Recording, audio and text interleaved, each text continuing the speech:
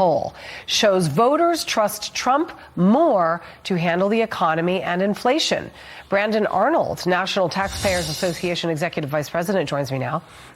It's no surprise that they're not going to trust the current administration with the economy, considering, look at our economy, look at the inflation numbers, look at people's wallets and their savings accounts dwindling.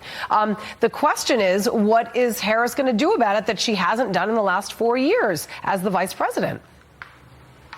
Yeah, that's the million-dollar question there. And she really needs to get out of Biden's shadow because he's done such a horrible job on the economy. When we look at inflation, the cost of living, the amount of household debt that's piling up right now, almost $18 trillion in collective household debt. So how does she chart a course that's a little bit different than Biden? Well, we haven't seen it yet. And that's been very, very concerning from a policy perspective. Americans are looking for solutions here. President Trump is offering lower taxes, less in the way of regulation, and a stronger economy. And Harris hasn't been able to match him on that thus far. I want to read you an article from Miranda Devine, op-ed in the New York Post. It says Harris-Biden inner circle have almost no business experience. No wonder Americans are hurting.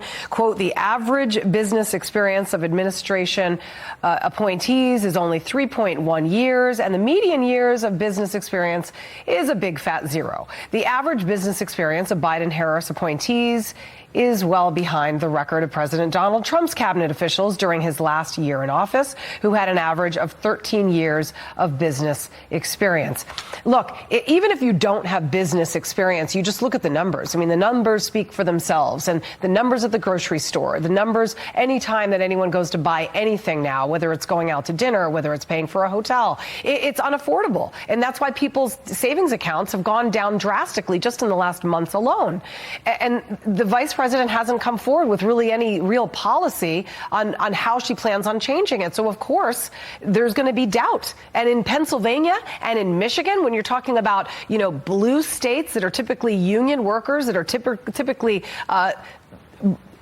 liberal, they're going to look at the current administration and they might flip-flop.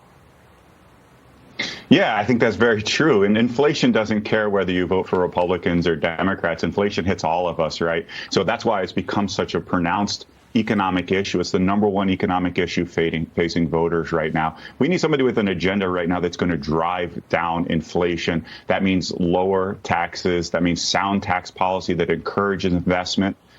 That means an opportunity for Americans to live the American dream. And right now, as long as we have greater regulation, more spending, and higher taxes, that's going to be tougher and tougher to do. Brandon Arnold, thank you very much for talking to us. Appreciate it. Thank you. Thanks for having me. All right, Kevin.